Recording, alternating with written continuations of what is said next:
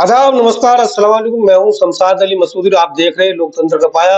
आज हम दिल्ली सरकार की नीतियों पर चर्चा करेंगे और चर्चा के लिए हमारे साथ है मुस्लिम बैकवर्ड महासभा के राष्ट्रीय महासचिव और नव भारत पार्टी के राष्ट्रीय महासचिव मोहम्मद नफीस सलमानी, जिनसे हम चर्चा करेंगे कि दिल्ली सरकार की जो नीतियाँ हैं, दिल्ली सरकार के जो वादे हैं, वो कितने पूरे हुए हैं और किस तरह से उन्होंने जनता को ठगा है। इसलिए हम बात कर रहे हैं मोहम्मद नफीस सलमानी। देखिए, सबसे पहले तो मैं ईद मिलादुल नबी की तमाम मुसलमानों को, तमाम दुनिया के मुसलमानों को और हिंदुस्तान वासियों को सबको मुबारकबाद देना चाहता हूँ। और दूसरी बात यह है कि मैं ये कहना चाहता हूँ कि राहिबर जरूरी है, रहनुमा जरूरी है, रब तलक पहुंचने को सिलसिला जरूरी है। रहमतों के दरवाजे खुद ब खुद नहीं खुलते, बारगाह अक़दस में इल्तिजा जरूरी है। अगर अपना नेता सही चुनोगे, सही अमीर चुनोगे तो तुम्हारे काम करेगा, और अगर चोरों को, मक्कारों को, झूठों को, बेईमानों को आप चुनोगे तो उनका काम धोखा देना ही है और हमें धोखा ही खाना पड़ेगा। इससे बचने के लिए हमें सिर्फ आपस में मिलजुल करके भाईचारा कायम करें, मोहब्बत से एक दूसरे का ध्यान रखें और ऐसे संगठनों का, ऐसी पार्टियों का हम विरोध करें जो समाज में काम नहीं करते बल्कि नफरत फैला करके अपनी राजनीति चमकाने का काम करते हैं। नहीं, ये सारा देश भी देख रहा है, दिल्ली वाले तो देख ही रहे हैं कि अरविंद केजरीवाल ने जिस तरह से झूठ का सहारा लेकर के एक आम आदमी पार्टी का गठन किया, जिन जिन वादों को लेकर के उन्होंने भारत की जनता को ये सब्ज बाग दिखाए थे कि दिल्ली के अंदर जो है लोकपाल बिल कायम किया जाएगा, दिल्ली में शिक्षा जो है मुफ्त में दी जाएगी, स्वास्थ्य सुविधाएं मुफ्त में दी जाएंगी और दिल्ली के लोगों से तरह तरह के वादे किए गए थे। दिल्ली के अंदर जो उस वक्त सरकार चल रही थी शीला दीक्षित की, वो सरकार एक बहुत अच्छा काम कर रही थी। दिल्ली के अंदर विकास के काम बहुत तेजी के साथ हो रहे थे, लेकिन एक रणनीति के तहत, एक प्लानिंग के तहत भारतीय जनता पार्टी और अरविंद केजरीवाल ने मिलकर के आरएसएस की सह पर ये काम किया था कि एक योगी आदमी थे जिनका नाम था अन्ना हजारे, कि अगर वो 20 दिन रोटी नहीं खाएंगे मरेंगे नहीं।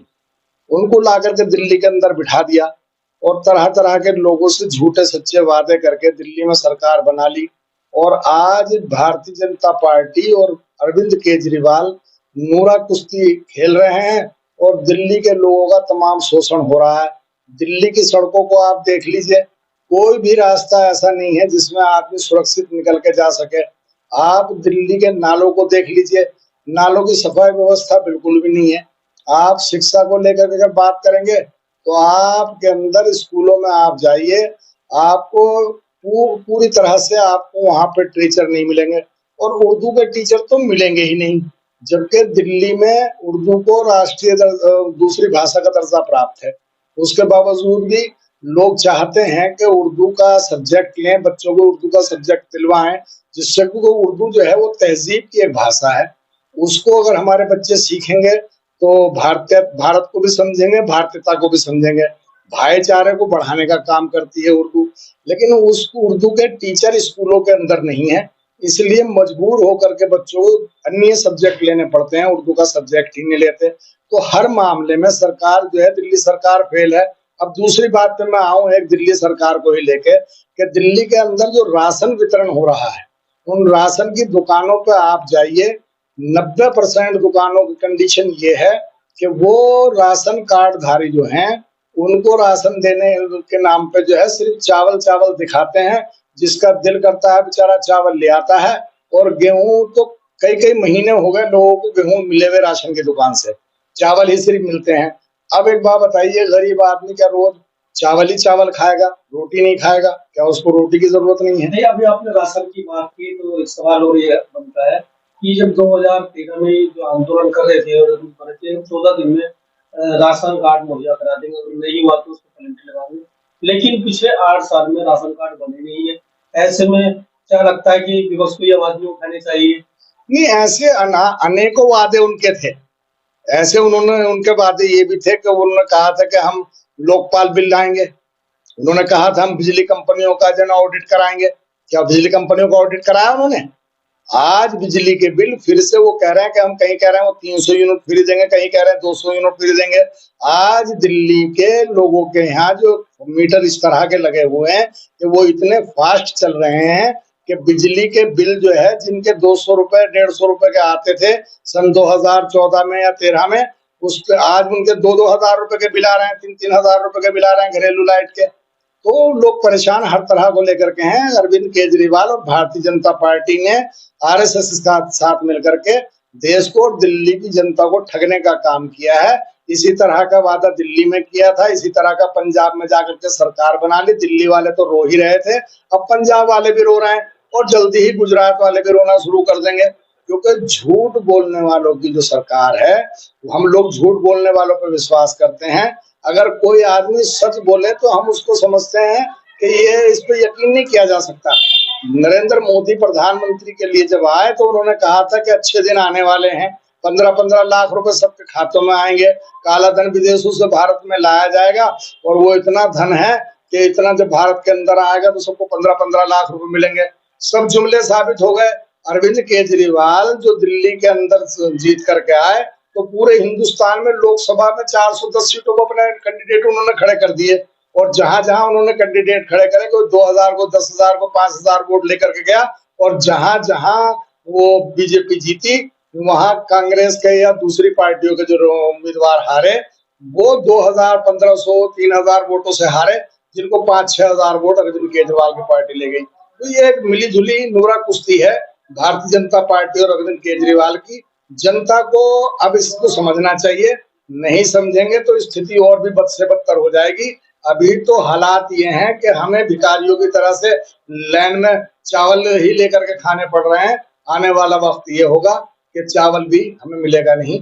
जिस तरह से बैकवर्ड मुस्लिम महासभा भी राष्ट्रीय महासचिव में और भारत निर्माण पार्टी में भी आप वर्क कर रहे हैं, तो जिस तरह से ये जो मौसम है, ये डेंगू का मौसम होता है, मलेरिया का मौसम होता है और अभी इससे कोई इंतजाम नहीं है, कई अधिकारियों से बातचीत नहीं हुई और आगे ये बीमारी भयंकर होने वाली है। ऐसे में केजरीवाल जी का चेहरा दिखाई नहीं दे रहा, इस पे क्या कहेंगे? देखिए, एमसीडी भारतीय जनता पार्टी का कब्जा है, एमसीडी के ऊपर दिल्ली सरकार पर केजरीवाल का कब्जा है और दोनों, मैंने कहा कि दोनों मिले जुले हैं। अब जब नालों की सफाई नहीं हुई, दवाई छिड़की नहीं है, सफाई व्यवस्था हो ही नहीं रही, चुनाव को और आगे बढ़ा दिया गया, चुनाव की प्रक्रिया को और आगे बढ़ा दिया गया, जबकि अभी थोड़े दिन पहले ही तो परिसीमन हुआ था दिल्ली एमसीडी का। अब फिर से परिसीमन करा करके जो है ना वो 270 से 250 सीटों पर लेकर के आ गए। काम ना करने के 36 बहाने हैं और वो भारतीय जनता पार्टी और अरविंद केजरीवाल मिलकर के तलाश ही लेते हैं। नुकसान भारत की जनता का हो रहा है। दिल्ली के लोगों ने धोखा खाया और बार बार धोखा खा रहे हैं और वो हमें बेवकूफ बनाने का काम कर रहे हैं और हम बेवकूफ बन रहे हैं। जैसा कि सामाजिक संगठन और कई और लोग कह रहे हैं कि भी डेंगू का प्रचार में आएंगे, जब डेंगू पूरी तरह फैल जाएगा प्रचार पे तो बड़ा मोटा पैसा खर्च किया जाएगा। अरे भाई, फैल ही रहा है। प्रचार का पैसा तो सारा गुजरात के चुनाव में लग रहा है, प्रचार का पैसा पंजाब के चुनाव में लग चुका है। जो यहाँ पे गरीबों को सुविधाएं मिलनी थी, दवाइयां मिलनी थी, ऑपरेशन होने थे, राशन मिलना था, वो सारा पैसा, यहाँ तक के लोगों को शिक्षा देने के बजाय शराबी बनाने की बात तो की। गली गली में शराब के ठेके खुलवा दिए गए और अब एक दूसरे पे इल्जाम लगा रहे हैं कि उसने शराब में करप्शन किया और उसने शराब में करप्शन किया और करप्शन करने के लिए ही शराब की दुकानें बढ़ाई गई थी। तो आज देश की जनता को तो समझना चाहिए ना कि वोट दे किसको रहे हैं। हम अपने वोट का अगर गलत इस्तेमाल करेंगे, जज्बात में आकर के किसी को भी वोट दे देंगे तो फिर हमें इन परेशानियों का सामना करना ही पड़ेगा। और विपक्ष अगर कोई आवाज उठाता है तो उसे कोई सा भी बहाना लेकर के सरकारी संस्थाएं जो है वो जेलों में डालने का काम करती है। जिस तरह शिक्षा मॉडल की भी बात कर रहे थे आप, उर्दू की बात करके, जिस विधानसभा में आप रहते हैं उसमें एक ऐसा भी जगह स्कूल है जो 4 सीटें चलती है और जबकि उसी कॉलोनी में एक स्कूल और बनाया जा सकता है। तो क्या ये जो भेदभाव की सियासत हो रही है इसको किस निगाह से देखते हैं आप? ये मैंने कहा कि यहाँ हमारे यहाँ भारतीय जनता पार्टी का विधायक है, हमारे इस विधानसभा से भारतीय जनता पार्टी का विधायक है और निगम पार्षद आम आदमी पार्टी से है और दोनों की मिलजुली, मैंने कहा ना, नूरा कुश्ती है। पब्लिक का उन्होंने शोषण करना है। बीजेपी वाले आम आदमी पार्टी वालों को गाली देते हैं, आम आदमी पार्टी वाले बीजेपी को गाली देते हैं और जनता दोनों को बात सुन करके मूर्ख बन जाती है, मूर्ख ही बनी रहती है। और इसके अलावा जनता कर भी क्या सकती है, जब चुनाव आता है तो हम झूठी झूठी बातें सुनकर, लंबे लंबे भाषण सुन करके अपना वोट देने का काम करते हैं। हम अगर एक घर में कर्मचारी रखते हैं, घर में सफाई करने के लिए एक नौकर भी रखते हैं, तो पूरा जांच पड़ताल करके तब उसको रखते हैं। और हम इतना बड़ा फैसला, यानी कि एक जनप्रतिनिधि हमें अपने इलाके की जन सुविधाओं के लिए रखना होता है, तो हम ऐसे ही किसी भी आदमी को वोट दे करके, जिता करके और विधानसभा और निगम में भेजने का काम कर देते हैं। तो ये परेशानियां तो हमें उठानी ही पड़ेंगी।